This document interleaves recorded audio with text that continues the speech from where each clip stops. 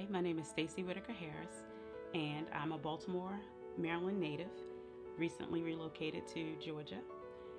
I encountered Georgia Center for Child Advocacy through a volunteer event, the Works of Art, and I decided then that I definitely wanted to continue to work with the Georgia Center for Child Advocacy. The story for me is very personal. I was about 6 years old when I was sexually abused and physically abused by my stepfather. It wasn't just myself. My siblings were also abused, and so was my mother, physically. I did make it known to my mom after about a year of dealing with the abuse that I was enduring. It wasn't just abuse. I was being manipulated. I really felt really bad that I was given a choice to participate in my own abuse. The question asked is, is it okay? So not only was I being abused, but I was being manipulated mentally, psychologically. And it did take a toll on me personally, my emotions, my emotional state.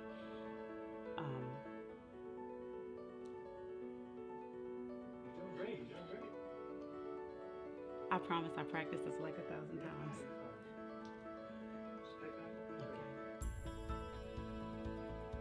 When I told my mom, when I was about 7, that the abuse was taking place, it wasn't that she didn't believe me, but she just really didn't have the means to be able to take care of my siblings without my stepfather in the home.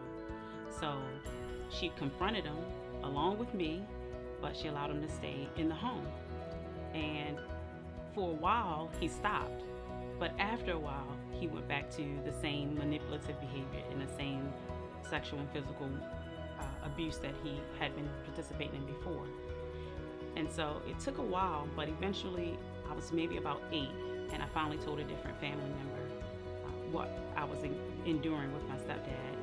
And the police were called, and it ripped my family apart. It had a huge impact on my entire family. We were able to stay in the home with my mom, but we also just were mentally and emotionally devastated. We didn't receive immediate counseling. The family was supposed to go to group counseling for once. We all did it, but that was only once. So Georgia Center for Child Advocacy has resources for families and the victims and just everything. It is all encompassing, and I think that is what makes a huge difference for families such as mine and for myself personally as a victim. But not just a victim, because now I'm thriving. I've been able to get some other support when I was a teenager, a different organization in Baltimore that resembles the kind of support that Georgia Center for Child Advocacy gives to its families and victims.